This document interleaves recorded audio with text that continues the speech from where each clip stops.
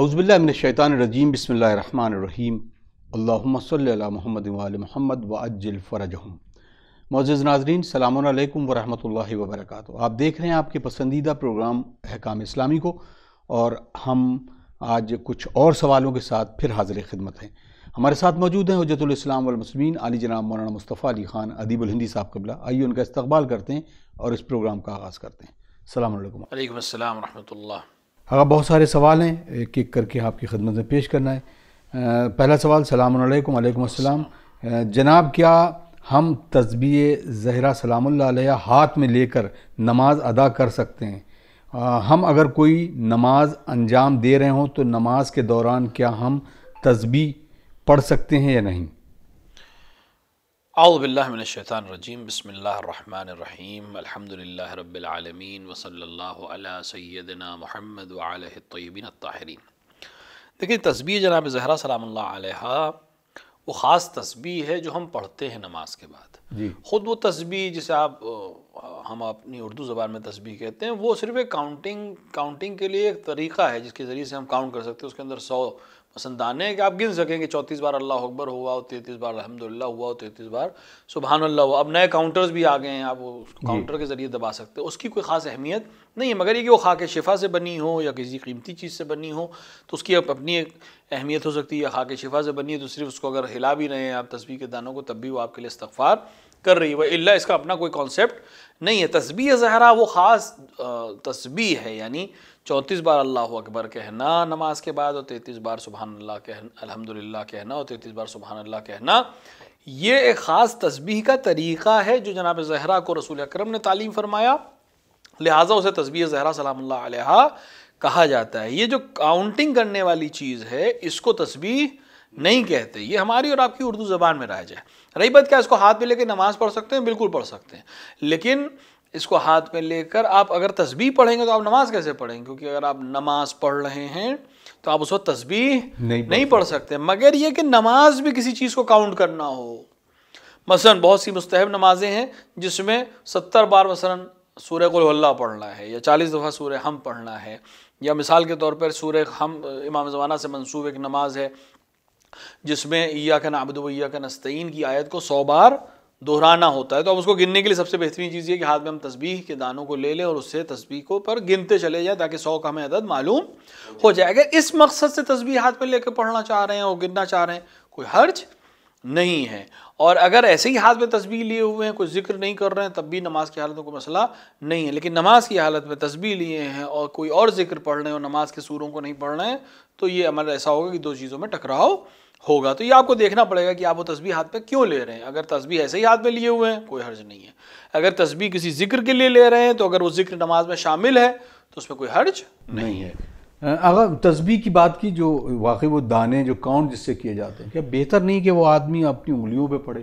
کیونکہ ظاہر سی بات کہتے یہ ہیں کہ جب آدمی محشر میں اٹھے گا تو اس کے ہر اعضاء جو ہے وہ گواہی دیں گے، تو اب ظاہر سی بات ہاتھ سے تسبیح کرنا، تو یہ جو انگلی ہیں ان کی پوریں ہیں، یہ سب کچھ گواہی دیں گی۔ اس پہ کوئی شک نہیں ہے کہ بہترین چیز یہ ہے کہ اپنے ہاتھ سے گن۔ مثلا نماز شب میں روایات میں بھی آیا کہ نماز شب میں اپنے ایک ہاتھ کو بلند رکھ سکتے ہو، دوسرے کے اوپر گن سکتے ہیں، کوئی حرج نہیں ہے۔ لیکن کبھی کبھی ایسا ہوتا ہے کہ بہت سے لوگوں کو عادت ہوتی ہے وہ تسبیح سے ایزیلی وہ گن لیتے ہیں ہاتھ میں، مثال کے طور پر ان کو شک ہو جاتا ہے یا ان کو پریشانی ہوتی ہے، تو کوئی حرج نہیں۔ اب ہر انسان کے لیے کمفرٹ جیسا ہو، کوئی انسان ہے جو آج کل کی جو الیکٹرانک گیجٹ آئے ہیں اس کے اوپر گن لیتے ہیں، کچھ کے لیے وہی پرانی تسبیح کے دانے آسان ہوتے ہیں، کچھ لوگ اپنی ہاتھ کی انگلیوں پہ گن لیتے ہیں، کیونکہ یہ سب چیزیں جو ہیں بالآخر ان کا ہدف گننا ہے۔ تو اگر ہاتھ کے اوپر گننا سب سے اچھا ہے، ورنہ تسبیح ہے جو بھی چیز جس کے ذریعے سے آپ گننا چاہیں کوئی حرج نہیں۔ جزاک اللہ۔ ان کا جو سوال ہے، السلام علیکم۔ وعلیکم السلام۔ Working with shopping mall and you know that وہاں پر مسلم اور نان مسلم دونوں آتے ہیں، حجاب اور وداؤٹ حجاب، فارنر سب آتے ہیں۔ اپنے اوپر نظر کو بچانا کس طریقے سے ممکن ہے؟ نہیں ہو پاتا کہ ہم نظر کو بچا پائیں، لامحالہ غیر نامحرم کے اوپر نظر پڑتی ہے، تو اس کے لیے خاص کوئی ایسا عمل کہ جس سے گناہ سے بچ جائے؟ دیکھیے، اگر ظاہر سی بات ہے اگر آپ کسی شاپنگ مال میں کام کر رہے ہیں یا کسی ایسی دکان پہ کام کر رہے ہیں جہاں ہر قسم کے لوگ آتے ہیں، اور ظاہر سی بات ہے آپ ان پہ کوئی پابندی نہیں لگا سکتے ہیں، تو اولاً تو آپ کی کوئی ذمہ داری نہیں ہے۔ آپ کی صرف ذمہ داری یہ کہ اپنی آنکھوں میں حیا کا پردہ رکھیں اور جہاں تک ممکن ہو نامحرم کی طرف نہ دیکھیں۔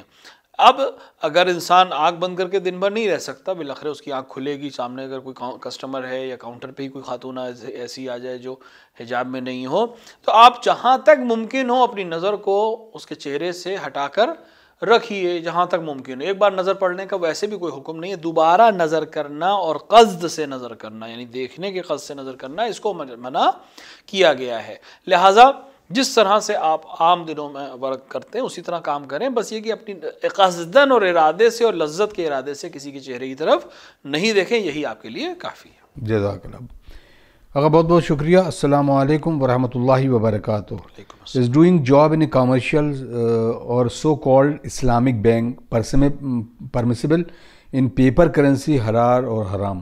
تو بینک کے لیے، اسلامک بینک کی جاب کے لیے پوچھ رہے ہیں کہ کیسا ہے؟ بینک، اسلامک بینک خصوصاً میں جاب کرنے میں کوئی حرج نہیں ہے۔ بینک کے کسی بھی سیکٹر میں کام کر سکتے ہیں۔ اگر اسلامک بینک ہے تو ظاہر ہے اس کے اندر پروفٹ اور سود کا بزنس بھی نہیں ہے، لہٰذا کسی بھی سیکشن میں کام کر سکتے ہیں۔ اگر نان اسلامک بینک میں کام کر رہے ہیں تو وہ سیکشن جس کا سود سے تعلق نہ ہو اس میں کام کرنے میں کوئی حرج نہیں ہے۔ اور یہ جو کرنسی کی بات ہوئی ہے، پیپر کرنسی ہے یا نئے زمانے کی بٹ کوائن، اس طرح کی جو کرسٹل کرنسی ہیں، کرپٹو کرنسیز ہیں، ان کا سب اعتبار ہے، اور جس کے اوپر اعتبار یعنی معاشرے میں خرید و فروغ میں جن کرنسیز کا اعتبار ہوتا ہے ان کے ساتھ وہی معاملہ جو عرف میں چل رہا ہے کرنے میں کوئی حرج نہیں ہے۔ جزاک اللہ۔ میرا سوال ہے کہ جب خمس کی ڈیٹ آئی اور اس وقت موبائل میں جو بیلنس ہے، ریچارج بیلنس ہو، اس پر کیا خمس نکالنا پڑے گا؟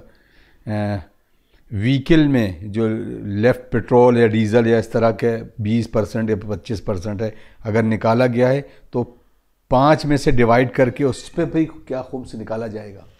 نہیں، عام طور سے جیسے موبائل میں سر چارجز موجود ہیں، یہ آپ کے روزمرہ کے کام کی چیز ہے، ایسا نہیں کہ یہ چارج آپ کا سال بھر کا چارج ہے۔ مثال کے طور پہ ایک شخص ہے، وہ ہر سال پورے موبائل کو ریچارج کرتا ہے، ہر کچھ دن کے اوپر ریچارج کرتا ہے اور اس کو استعمال کر لیتا ہے، تو یہ آپ کے سال کے خرچ میں استعمال ہونے والی چیز ہے۔ اسی طرح وہیکل میں پیٹرول ہے یا گھر میں اگر راشن رکھا ہوا ہے تھوڑا بہت، تو اس کے اوپر کوئی خمس نہیں ہوتا ہے۔ اگر ہاں گھر میں آپ نے اس طرح سے انبار کیا ہے کہ مثال کے طور اس سال کے خرچ کے بعد اگلے سال کا بھی وہاں پر آپ نے رکھا ہوا ہے گیہوں یا اناج، تو اس کے اوپر خمس واجب ہو جائے گا، کیونکہ وہ ایکسٹرا ہے جو آپ کے پاس پہلے سے رکھا ہوا ہے۔ اسی طرح اگر چارج آپ نے سال بھر کا پورا خرچ کرنا ہے، اگلے سال کا بھی چارج آپ نے کرا ہوا ہے، تو اس چارج کے ایک حصے کے اوپر خمس پڑ جائے گا۔ لیکن نہیں، جس طرح سے روزمرہ کی زندگی میں جو معتدل ہے اور عام طور سے استعمال ہوتا ہے، وہیکل بھی مثلاً مثال کے طور پہ عام طور سے جو اس کے اندر پیٹرول یا ڈیزل یا جو بھی چیز بھری جاتی ہے، وہ اپنے روزمرہ کی زندگی میں 3-4 دن میں وہ ختم ہو جائے گا، تو وہ آپ کے روزانہ کے خرچ میں حساب ہوتا ہے اور روزانہ کے خرچ کے اوپر کوئی خمس واجب نہیں ہوتا۔ جزاک اللہ۔ آغا السلام علیکم، رضوان عباس نیوزی لینڈ سے سوال کرتے ہیں کہ اگر آپ کو خمس بھیجنا ہو تو اسے کیسے بھیجیں، اور دونوں حصے سہم امام اور سہم سادات بھیجنا ہے، اور آپ کو کس طرح سے انفارم کریں کہ ہم کو پتہ چل جائے کہ آپ کو یہ دونوں چیزیں مل گئی ہیں؟ دیکھیں، جیسے کہ آپ اپنے پروگرام میں اشارہ بھی کرتے رہتے ہیں کہ چینل کے اوپر جو نمبرز موجود ہیں مختلف کنٹریز میں، ہمارے جو اکاؤنٹس ڈیٹیلز ہیں، بہت سے اکاؤنٹس ایسے ہیں جو انٹرنیشنل اکاؤنٹس ہیں، سوئفٹ کوڈ کے ساتھ ہیں، آپ اس پہ بھیج سکتے ہیں، اور اپنی رسید کو جو نیچے دیا گیا وہ نمبر، دوسرا نمبر جو ہے جس پہ سوالات آپ بھیجتے ہیں، یا دوسرا جو ہمارے کمیونیکیشن کا نمبر ہے جو چینل کے اوپر آتا رہتا ہے، اس کے اوپر آپ اس رسید کی کاپی واٹس ایپ کر سکتے ہیں اور اس کی ڈیٹیل بھی ہمیں بھیج سکتے ہیں کہ یہ مثلا سہم امام کی رقم ہے، یہ سہم سادات کی رقم ہے، یا کوئی اور صدقہ ہے، اور ہم آپ کو اس کا جواب دے دیں گے۔ یہاں بھی ہمیں جب مل جائے گا تو ہم آپ کی رسید آپ تک واپس ارسال کر دیں گے۔ بہت بہت شکریہ۔ تو یقیناً ناظرین، اس طرح کی چیزیں جو ہیں وہ ہمارے لیے بار بار ہم اس بات کو آپ کو اطلاع دیتے رہتے ہیں کہ یہ پروگرام اسی طریقے سے بن رہا ہے کہ آپ سب کی کاوشیں اور کوششیں، آپ کے مالی امداد سے اس طرح کے پروگرام بنائے جا رہے ہیں۔ آغا کی خدمت میں کچھ اور سوال۔ السلام علیکم سر، میرا سوال یہ ہے کہ کیا فرسٹ اور سیکنڈ منتھ کی حاملہ عورت اپنے مرحومین کی فاتحہ خوانی کے لیے قبرستان جا سکتی ہے؟ اس کے بارے میں ضرور بتا دیجیے۔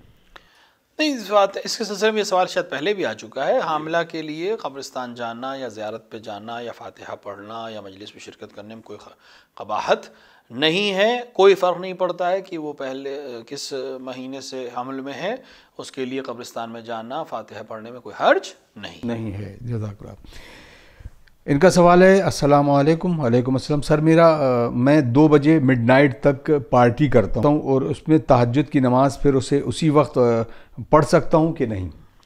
دیکھیے نماز شب کا جو وقت ہے وہ نصف شب سے لے کر اذان صبح کے بیچ کا وقت ہے. جتنا اذان صبح سے نزدیک پڑھیں اتنا اس کا ثواب زیادہ ہے. اب مثال کے طور پر پڑھائی کر رہے ہیں یا پارٹی میں گئے ہیں یا کسی وجہ سے جاگ رہے ہیں, کسی شادی میں گئے ہیں, کسی پروگرام میں گئے ہیں اور رات 2 بجے تک آپ جاگ رہے ہیں, تو اب اگر آپ یہ ہے کہ میں اب نماز شب پڑھ سکتا ہوں تو نماز شب پڑھ کر آپ سو سکتے ہیں, کوئی حرج نہیں ہے. لیکن اس طرح سے سوئیے کہ نماز صبح کے لیے بھی جاگ جائے گی, کیونکہ نماز صبح بہرحال واجب رہے گی. تو اگر رہی بات نماز شب پڑھنے کی, تو نصف شب سے جب بھی آپ کی آنکھ کھلے یا جب تک آپ جاگ سکتے ہوں آپ جاگ کر نماز پڑھ سکتے ہیں, کوئی حرج نہیں ہے. جزاک اللہ. احتشام عباس صاحب پوچھتے ہیں, یہ سوال میرے ایک سنی دوست نے مجھ سے کیا ہے کہ اف متعز حلال تو یہ 4 بیویوں کی کنڈیشن اس پر اپلائی ہوگی کہ نہیں, جس طرح پرماننٹ میرج میں 4 بیوی کی اجازت ہے لیکن متع کے لیے اس میں الاؤ کیوں نہیں ہے؟ ظاہر ان کا سوال یہ ہے کہ اگر انسان عقد دائم کرتا ہے تو 4 سے زیادہ بیویاں نہیں رکھ سکتا ہے, اور عقد متع میں یعنی جو غیر دائمی شادی ہے اس کے اندر تعداد کی کوئی قید نہیں ہے, وہ جتنی عورتوں سے چاہے یہ عقد کر سکتا ہے. دیکھیں اس کی وجہ یہ ہے کہ ولو یہ کہ دونوں عقد ہیں اور دونوں شرعاً جائز ہیں اور دونوں کے اندر شرعی مسائل جو ہیں مرتب ہوتے ہیں, لیکن دونوں کی کنڈیشنز سے فرق ہے. دونوں کانٹریکٹ ہیں لیکن کانٹریکٹ کی کنڈیشنز میں جب فرق ہو جاتا ہے تو بہت سی چیزیں بھی بدل جاتی ہیں. مثال کے طور کے اوپر 4 زوجات کا جو اجازت قرآن نے دی ہے کہ 1 اور 2 اور 3 اور 4 سے شادی کر سکتے ہیں, اس میں ایک شرط رکھی ہے, عدالت کی شرط رکھی ہے. یعنی ان 4 کو برابر کا حق دینا ضروری ہے. اگر 2 سے شادی کی دونوں کو برابر کا حق, یعنی جیسا گھر اس کو دیا ہے ویسے ہی دوسرے کو دینا ہے, جیسے کھانا پینے کا حساب کتاب ان کا ہے ویسے ہی ان کا رکھنا پڑے گا, دن کو اور وقت کو بھی برابر سے ہی تقسیم کرنا پڑے گا. اس کے علاوہ زوجہ جو پرماننٹ زوجہ یعنی جو واقعاً جو عقد دائم کی زوجہ ہوتی ہے, جس کو ہم عرف میں بیوی کہتے ہیں, اس کے پاس بہت سے حقوق ہوتے ہیں. یعنی آپ اس کے نان و نفقے کے ذمہ دار ہیں, آپ اس کے لیے کھانے کے اور پینے کے اور رہنے کے ذمہ دار ہیں, کپڑے کے ذمہ دار ہیں, اور اس کے عوض میں اس کو صرف آپ کی جسمانی خواہشات کا خیال رکھنا, اس کے علاوہ عورت کو کوئی چیز واجب نہیں ہے. لیکن آپ کے ارث پہ وہ وارث, آپ اس کے وارث بنیں گے, وہ آپ کی وارثہ بنیں گے. اگر آپ اس دنیا سے چلے گئے, وہ دنیا تو آپ اس کے وارث بنیں گے. اور اس کے ساتھ ساتھ اس سے جو اولاد ہوگی وہ آپ اولاد کے سلسلے میں دونوں سے وہی حکم ہے, لیکن اولاد کی تربیت کرنا, اولاد کی پرورش کرنا, یہ تمام چیزوں کی ذمہ داری آپ کے اوپر عائد ہوتی ہے. اس کے علاوہ اگر جدا ہونا چاہیں دائمی بیوی سے تو طلاق کے علاوہ کوئی اور راستہ نہیں ہے, یعنی وہ باقاعدہ آپ کی شریک حیات ہے, بغیر طلاق کے اس سے جدا نہیں ہو سکتا, یا انسان اس دنیا سے, دونوں میں سے کوئی ایک انسان اس دنیا سے چلا جائے. اور اس کے ساتھ ساتھ اس زوجہ کو بہت سے حقوق حاصل ہیں اس طرح سے کہ اس کی اجازت کے بنا اس کے قریبی رشتہ دار یعنی بھتیجی بھانجی سے عقد نہیں کیا جا سکتا. عقد غیر دائم جسے متع کہا جاتا ہے, اس کے اندر اس طرح کی عدالت کی کوئی شرط نہیں رکھی گئی ہے, یہ سہولت کے لیے رکھا گیا ہے. خاتون بھی مرد کی اجازت دائمی بیوی کے لیے ضروری ہے کہ شوہر کی اجازت کے بنا وہ گھر سے باہر نہیں جا سکتی, لیکن غیر دائمی متع کی جو زوجہ ہے اس کو شوہر سے اجازت کی کوئی ضرورت نہیں ہے, اور وہ وراثت میں کوئی حق نہیں رکھتی ہے. وہ شب میں یعنی ہر 4 شب میں ایک شب یا 4 مہینے میں ایک شب اپنے پاس یعنی ہم بستری کا حق نہیں رکھتی ہے. شوہر کو بالکل اجازت ہے اس مسئلے میں کہ وہ بالکل ہی ہم بستری اس کے ساتھ نہ کرے, صرف دیگر لذات کے لیے ایک دوسرے سے عقد کر لیں. لہٰذا اس طرح کا کوئی حق اس کے پاس نہیں ہے. جب حق نہیں ہے تو پھر عدالت کا مسئلہ بھی نہیں ہے, لہٰذا وہاں پر کوئی شرط عدالت کی نہیں رکھی گئی. یہاں چونکہ 4 میں عدالت ضروری ہے لہٰذا 4 پر محدود کر دیا گیا ہے. دوسرا مسئلہ توقیفی احکام میں, خدا جب تک حدود کو مشخص نہ کرے ہم اپنی طرف سے کوئی حدود نہیں لگا سکتے. وہاں خدا نے حد محدود کی ہے, یہاں پر حد محدود نہیں کی. یہاں پہ صرف اجازت دی کہ جن عورتوں سے تم متع کرتے ہو ان کا اجر ان کو عطا کر دو. تو یہاں پر کوئی حق, یہاں پر کسی طرح سے حد محدود نہیں کی کہ آپ 4 یا 5 یا 6 سے زیادہ سے عقد نہیں کر سکتے. جس طرح کنیز میں کتنی بھی کنیزیں انسان رکھ سکتا ہے, اس کے لیے کوئی حد محدود نہیں کی گئی ہے. تو زوجہ کو جو خاص اہمیت حاصل ہے اس وجہ سے 4 تک محدود کیا گیا ہے تاکہ وہ حق صحیح سے رعایت ہو سکے. اور اس 4 کی اجازت میں عدالت ایک بہت بڑی شرط ہے. اگر عدالت کی رعایت نہیں ہو سکتی تو اسی آیت نے کہا کہ پھر ایک ہی کے اوپر اکتفا کرنا, لیکن یہاں عدالت چونکہ شرط ہی نہیں ہے لہٰذا اپنی خواہشات کو پورا کرنے کے لیے اس کام کو انجام دیا جا سکتا ہے. لیکن یہ شرط یاد رہے کہ بہرحال عقد ہے لہٰذا عقد کے تمام شرائط کو اس میں ہونا ضروری ہے، یعنی عقد صحیح طرح سے پڑھا جائے، عدے کی رعایت کی جائے، ایک دوسرے کے ساتھ اس طرح سے رہا جائے جیسے زن و شوہر رہتے ہیں۔ جزاک اللہ۔ ایک اور سوال اسی سے ہے، in the fixed period of متا of the couples want to marry each other so there is a condition of عدہ؟